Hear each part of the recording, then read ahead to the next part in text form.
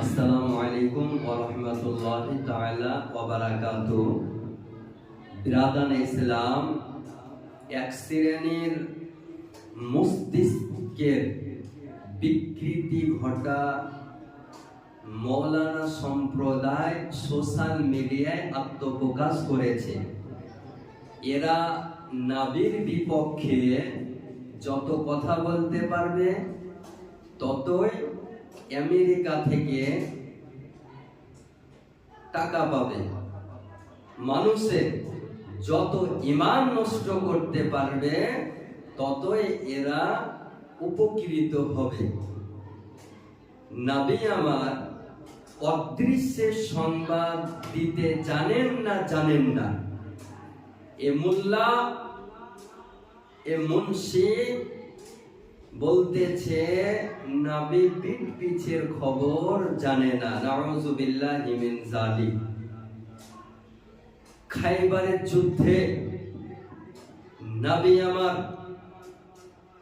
সংবাদ দিতেছেন, আগামীকাল আমি এমন এক ব্যক্তির হাতে ইসলামিক পতাকা প্রদান করব যার দ্বারা মহান আল্লাহ ইসলামকে বিজয় দান করবেন। এ জ্ঞান, এ শক্তি রব্বুল আলামিন নবীকে দিয়েছেন। এই ভ্রান্ত মতবাদ পোষণকারীগণ আজকে নবীর বিপক্ষে কটূক্তি করতেছে, নবীর শানের বিপক্ষে বলতেছে।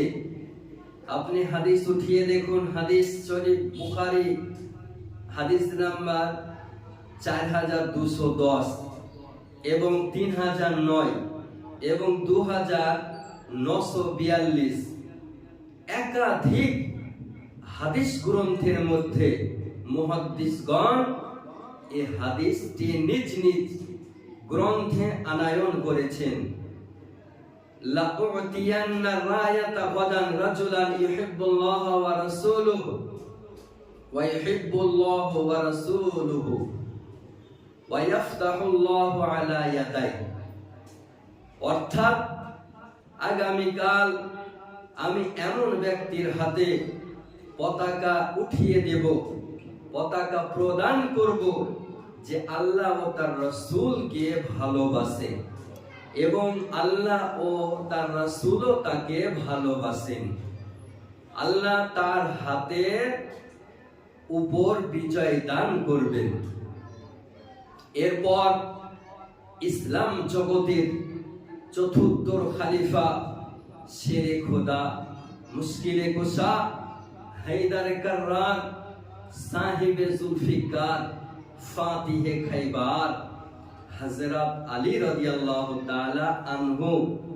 এর পরের দিন হযরত আলী রাদিয়াল্লাহু তাআলা আনহুকে পতাকা প্রদান করা হয় এবং তার হাতে খাইবার বিজয় হয়। এই হাদিসটি মুসলিম শরীফের মধ্যেও এসেছে। মুসলিম শরীফ হাদিস নাম্বার 2406 একই বর্ণনা সাহিবে মুসলিম করেছেন। এ শক্তি, এ জ্ঞান আমার আল্লাহ মহানবী সাল্লাল্লাহু তাআলা আলাইহি ওয়াসাল্লামকে প্রদান করেছেন। আগামীকাল কি হবে এ সংবাদ নবী আমার দিতে পারেন। কিয়ামত কবে হবে এ সংবাদ নবী আমার দিতে পারেন। হাসর কবে হবে এ সংবাদ নবী আমার দিতে পারেন।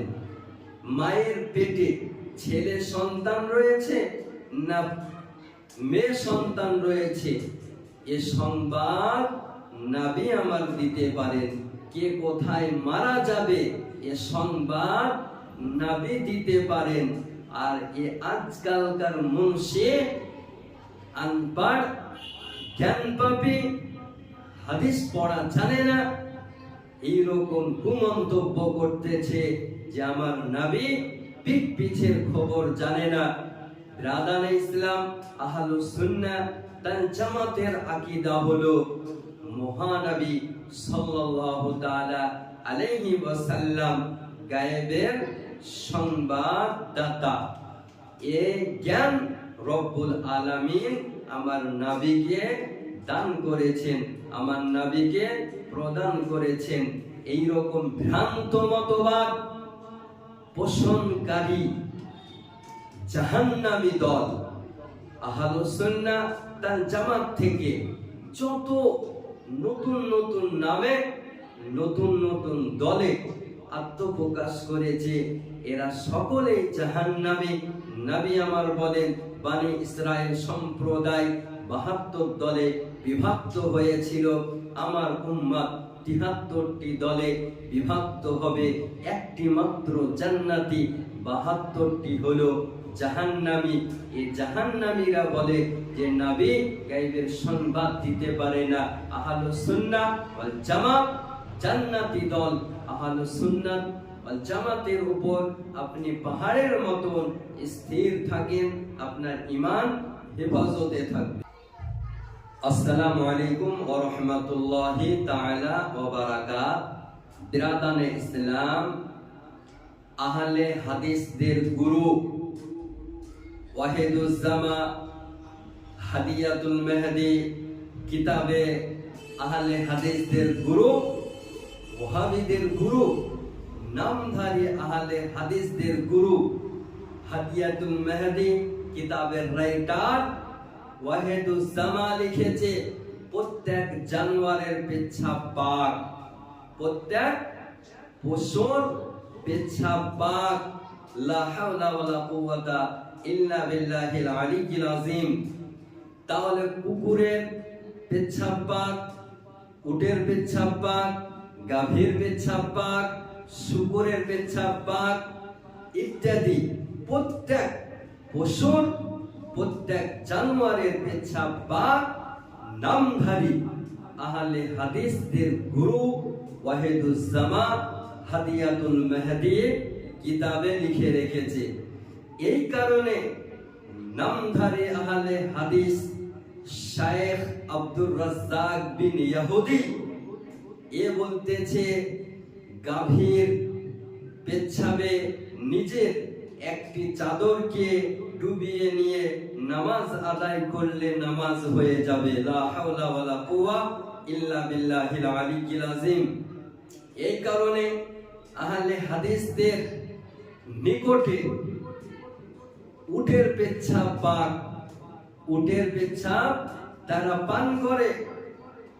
আমি বলবো, যদি এদের উটের পেচ্ছাবে পেট না ভরে, তাহলে আমাদেরকে বলতে পারে আমাদের আহলুস সুন্নাহ ওয়াল জামাতের মাদ্রাসায় অনেক তালিবে ইলম রয়েছে, তাদেরকে আমরা বলবো পেচ্ছাবখানায় পেচ্ছাব না করে নামধারী আহলে হাদিসদের ডাইরেক্ট মুখে যেন পেচ্ছাব করে। এদের নিকটে প্রত্যেক পশুর পেচ্ছাব পাক। এই কারণে আব্দুর রাজ্জাক ফতোয়া দিতেছে, তাদের গুরু কিতাবে লিখে রেখেছে প্রত্যেক পশুর পেচ্ছাব পাক। এই কারণে বলতেছে, গাভীর পেচ্ছাবে নিজের কাপড়কে, নিজের চাদরকে ডুবিয়ে নিয়ে সালাত আদায় করলে নামাজ হয়ে যাবে। এরা হলো ইহুদির দালাল, খ্রিস্টানের এজেন্ট। এরা মানুষের ঈমানকে নষ্ট করতেছে। আপনাদের নিকটে আমি করজোরে অনুরোধ করব, এই রকম নামধারী আহলে হাদিস, ওয়াহাবি, ইহুদির দালাল, খ্রিস্টানের এজেন্টদের থেকে আপনি 100 কিলোমিটার দ্রুত বজায় রাখুন, নিজের ঈমানকে হেফাজতে রাখুন। বর্তমান সময়ে আপনার ঈমানকে হেফাজত রাখা আপনার দায়িত্ব, মূল্যবান আপনার ঈমান। এই আহলে হাদিসদের ফাঁদে পা দেবেন না। আহলুস সুন্নাহ ওয়াল জামাতের প্রতি পাহাড়ের মতো স্থির থাকুন। নিজে বাঁচুন, গ্রামকে বাঁচান, সমাজকে বাঁচান, মাদ্রাসা মসজিদকে এদের হাত থেকে, নামধারী আহলে হাদিসদের চক্রান্ত থেকে বাঁচান। আসসালামু আলাইকুম ওয়া রাহমাতুল্লাহি তাআলা ওয়া বারাকাতুহু। বিরাদানে ইসলাম, নামধারী আহলে হাদিসদের গুরু, জাহান্নামী দলের গুরু আশরাফ আলী থানভী তার নিজ গ্রন্থে, কিতাবটির নাম হিফজুল ঈমান, সেই কিতাবের 15 পৃষ্ঠায় লিখেছে, নবীর জ্ঞান হলো পাগলের জ্ঞানের মতো, নবীর জ্ঞান হলো বাচ্চাদের জ্ঞানের মতো, নবীর জ্ঞান হলো সাইদ বাকার উমারের জ্ঞানের মতো, নবীর জ্ঞান হলো জীবজন্তুর মতো। বলুন মুসলমান, কোন ব্যক্তি যদি নবীর জ্ঞানকে বাচ্চাদের জ্ঞানের সঙ্গে তুলনা করে, নবীর জ্ঞানকে যদি কোন ব্যক্তি জীবজন্তুর জ্ঞানের সঙ্গে তুলনা করে, ওই ব্যক্তি কোনদিন মুসলমান হতে পারে না, আর তার মান্যকারীরাও মুসলমান হতে পারে না। কারণ কাফিরকে মান্য করলে কাফিরই হওয়া যায়, মুসলমানকে মান্য করলে মুসলমান হয়। তাহলে এই রকম কুফরি আকীদা আশরাফ আলী থানভী এই তাবলীগী জামাতের গুরু হিফজুল ঈমান কিতাবের 15 পৃষ্ঠায় লিখেছে। এই তাবলীগী জামাত কাকে বলে জানেন? হাড়ি বাহার দল, গ্যাস বহার দল। এর মসজিদে যাবেন তো দেখবেন এদের মসজিদ নয়, মনে হয় রান্নাশালা, রান্নার ঘর মনে হয়। এরা মসজিদকে রান্নাশালা বানিয়ে রেখেছে। গ্যাস বাহার দল, হাড়ি বহার দল, নগরে নগরে, শহরে শহরে, গ্রামে গ্রামে দেখেন না, হাড়ি নিয়ে, বস্তা নিয়ে, চাটাই নিয়ে, লোটা নিয়ে, গ্যাস নিয়ে যাচ্ছে। এরাকে বলা হয় তাবলীগী জামাত। এদের দলে যাওয়া মানে জাহান্নামে যাওয়া। এদের কুফরি আকীদা জানার পর কোন ব্যক্তি যদি এদেরকে মুসলমান মনে করে, সেই ব্যক্তি কাফির হয়ে যাবে। এরা মুসলমান নয়, এরা কাফির, মুরতাদ।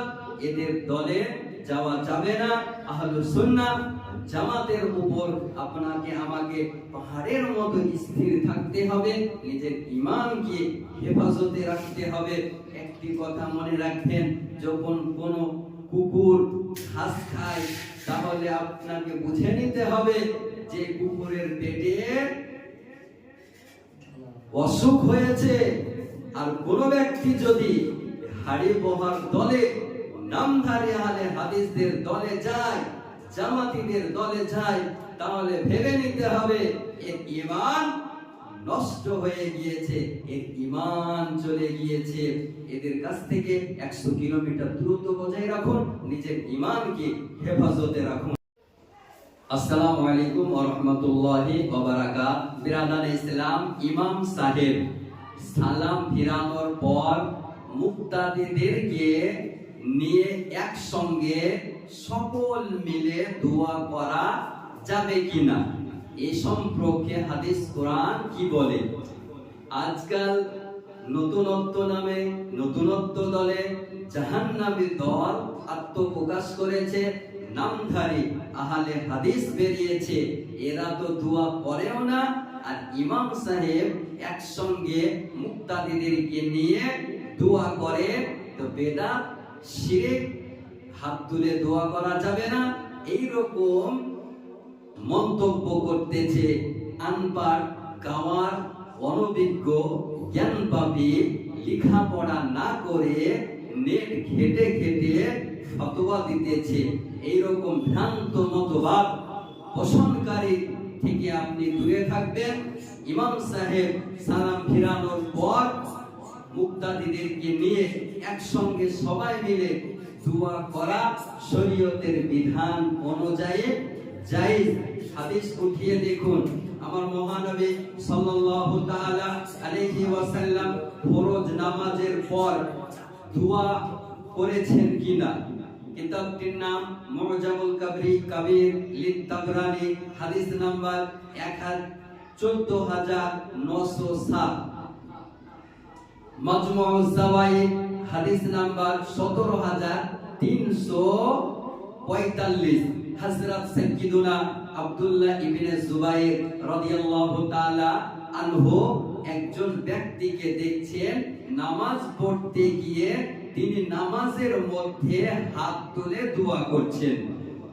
সেই ব্যক্তিকে আব্দুল্লাহ ইবনে জুবাইর রাদিয়াল্লাহু তাআলা আনহু দেখে বলছেন, আল্লাহর নবী সাল্লাল্লাহু আলাইহি ওয়াসাল্লাম নামাজের মধ্যে কোনদিন হাত তুলে দোয়া করেননি, বরং আল্লাহ নবী সাল্লাল্লাহু আলাইহি ওয়াসাল্লাম নামাজে সালাম ফিরানোর পর ইয়ারফাউ ইয়াদাইহি, নিজের দুই হাতখানা উত্তোলন করতেন, ওয়া দুআ, এবং দোয়া করতেন।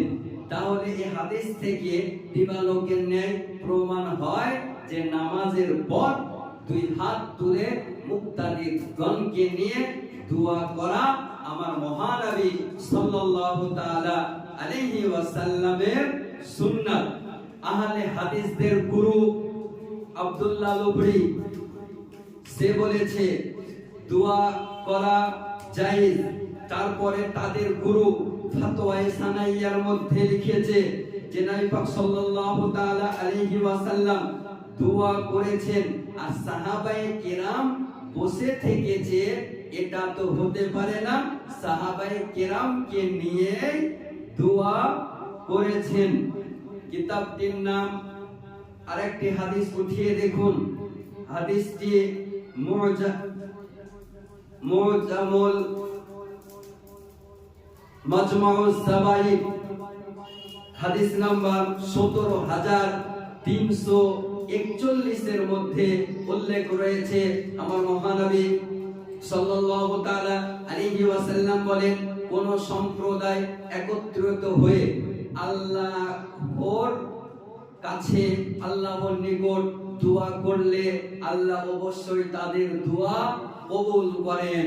মাজমুউজ যাওয়ায়েদ, হাদিস নাম্বার 17341 এর মধ্যে উল্লেখ রয়েছে।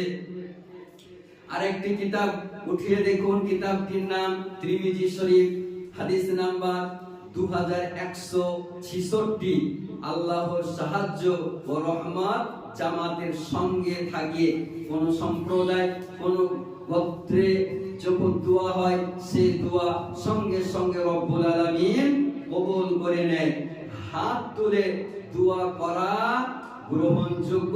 মহানবী বলেন, ইন্নাল্লাহা হাইয়ুন কারীমুন ইস্তাহি আইয়ারুদ্দা ইয়াদাই আবদিহি সিফরান, অর্থাৎ মহান আল্লাহ খুব লজ্জাশীল, সম্মানশীল, তিনি তার বান্দার উঁচু করা দুই হাত খালি ফিরিয়ে দিতে লজ্জা বোধ করেন। তিরমিজি শরীফ, হাদিস নাম্বার 3556, হাদিসটি হাসান পর্যায়ের। তাহলে বিরাদারে ইসলাম, এই হাদিস থেকে দিবালোকের ন্যায় প্রমাণ হয় যে হাত তুলে দোয়া করা আমার মহানবী সাল্লাল্লাহু তাআলা আলাইহি ওয়াসাল্লামের সুন্নাত। এখান থেকে শেষ নয়, এই আহলে হাদিসদের গুরু ইমাম এই হাদিসটিকে ইমাম হাইসামি সহিহ বলেছেন, এই হাদিসটিকে ইমাম মানাবী সহিহ বলেছেন। আর এই আহলে হাদিসদের গুরু নাসিরউদ্দিন আলবানী সিলসিলায়ে আহাদিসে সাহিহা কিতাবের মধ্যে এই হাদিসটিকে সহিহ বলেছে। তাহলে নামধারী আহলে হাদিস ওহাবী জাহান্নামী দল এদের গুরু বলেছে নামাজের পর দুই হাত তুলে সম্মিলিতভাবে দোয়া করা জায়েজ। আপনাকে আমি বলি, বাপের কথা মান্য করে না নাসিরউদ্দিন, এদের বাপ নাসিরউদ্দিন আলবানী, তো বাপে বলছে সহিহ, হাত তুলে দোয়া করা যাবে। আর যার সন্তানগুলো এরা মান্য করতে চায় না, এরা মানতে চায় না, বাপের কথাও মানে না। সুন্নি জনগণের নিকটে আমার অনুরোধ, আপনারা আহলুস সুন্নাহ ওয়াল জামাতের উপর পাহাড়ের মতো স্থির থাকবেন, আপনার ঈমান হেফাজতে থাকবে।